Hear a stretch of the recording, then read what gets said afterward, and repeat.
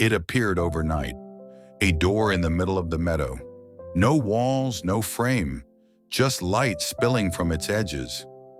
They said whoever entered never returned, but their eyes, those who chose, were calm, as if they had seen something worth not coming back from. Elara had lost everything, her mother, her purpose, her belief in beginnings. And still, the door called to her. It wasn't new. It felt ancient, like it had waited quietly for her. The villagers feared it, but fear was a luxury Elara had long forgotten. She whispered, "What's on the other side?" The meadow answered only with silence and the sound of her heartbeat. For days she didn't open it. She watched how the light changed, gold at dawn, silver at dusk. It seemed alive, breathing with the rhythm of the earth. At night she dreamed of voices, soft, familiar. They whispered through the door, not asking her to enter, but to remember. Sometimes she thought she heard music, not a tune, but a memory disguised as one. When she tried to see herself in the door's glow, her reflection vanished. It showed the meadow behind her, alive, without her in it. That frightened her more than the light. "Why did they go in?" she asked the old man. He smiled sadly. "Not because they wanted to disappear, child.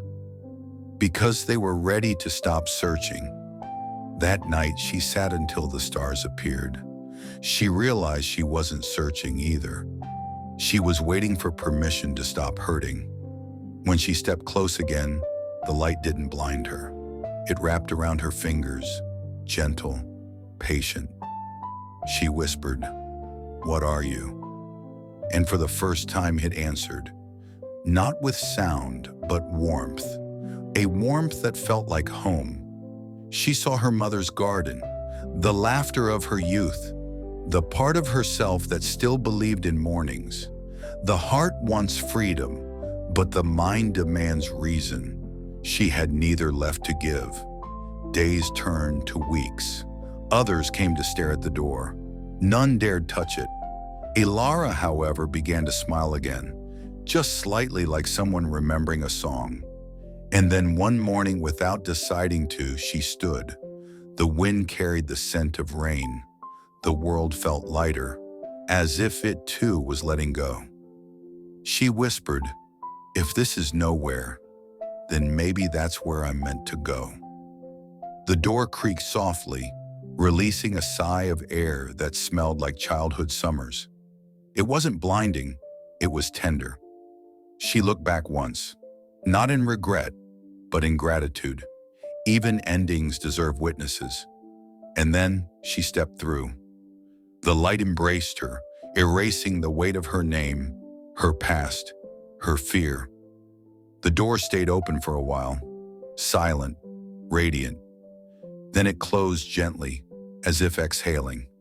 When the villagers found it, the light was gone, but they said the grass around it shimmered faintly, like morning dew that remembered sunlight.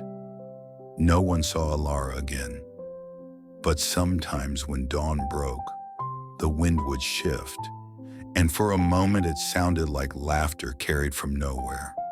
The door had never been a passage. It was a mirror for those brave enough to stop seeking explanations. Because freedom is not always found in where we go, but in the peace of not needing to know why.